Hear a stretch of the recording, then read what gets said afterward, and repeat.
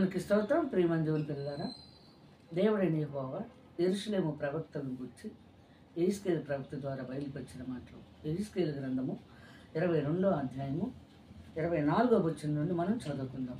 నరపుత్రుడా, యెరూషలేమునకు నీవి మాట ప్రకటింపము. నీవు పవిత్రము కాని దేశము వై ఉన్నావు.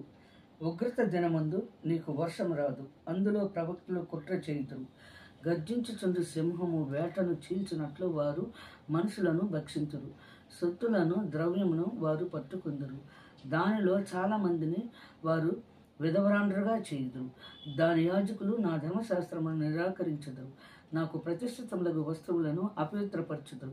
ప్రతిష్ఠితమైన దానికిని సాధారణమైన దానికిని భేదమించరు. పవిత్రమేదో అపవిత్రమేదో తెలుసుకున్నటకు జనులకు నేర్పరు. నేను విధించిన విశ్రాంతి దినములను ఆచరింపరు. వారి మధ్య నేను దూషింపబడుచున్నాను.